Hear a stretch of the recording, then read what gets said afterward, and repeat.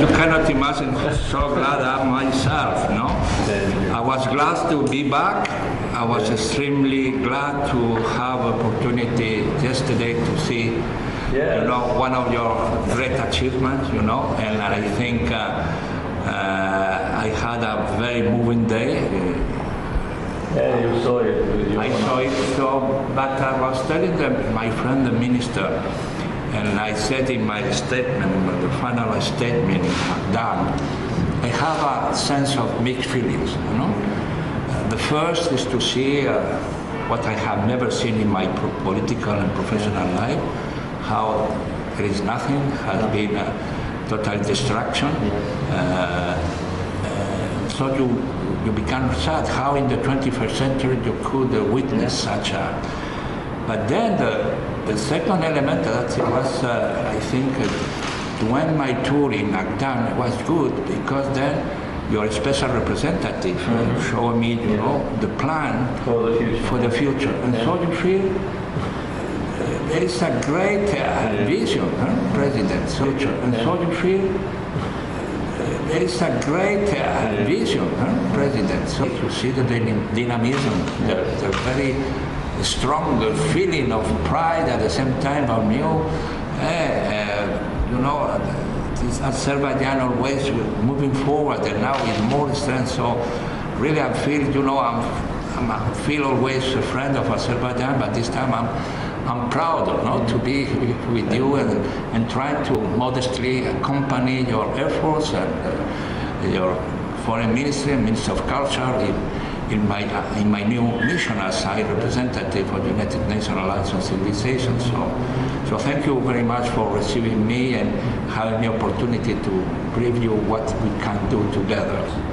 Thank you very much for visiting us, and also thank you for visiting liberated territories. And you know, you talked about your feelings. I think everybody has the same feelings. And when I visited after the war first time Agdam, I had the feeling of sadness, of course, the feeling of sorrow, and at the same time the feeling of decisiveness to rebuild the city. And you probably were informed that less than in 1 month's time, we already launched the process of reconstruction. You saw everything is destroyed. At the same time, there are 97,000 mines only in Agdam district. Only from Armenia we managed to get the mine maps for Agdam district, but in other districts there are hundreds of thousands of mines which they refuse to give us the maps, and we already had more than 100 casualties.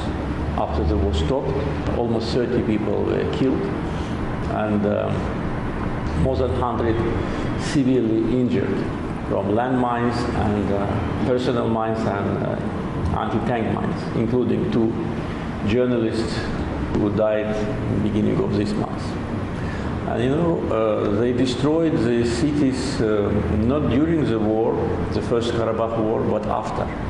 They destroyed it systematically within almost 30 years after the First Karabakh War stopped, for several reasons. First, in order to take all these construction materials, because the houses were demolished and the stones were taken. So it was a kind of a robbery. And second, in order not to allow Azerbaijanis to return, because they thought that after this total devastation, nobody will return. And it's not only cities, but villages. When you go, for instance, I go in other directions, for instance, to Jabrail, and you also been to Fizuli in Zangilan, Kubatli, it is the same. All the villages, all the cities destroyed. And now we need to clean it from mines, and also in parallel to start reconstruction. But we already accumulated all our efforts, mobilized our resources, and big infrastructure projects have started already. Probably you're informed about that. And we will rebuild it, and we will demonstrate, I think, a unique experience in the world, from this kind of devastation to development to very decent living standards for people. So thank you for visiting those areas. It's a really sign of your sympathy with those who suffered from war, from long-lasting occupation, and sign of support.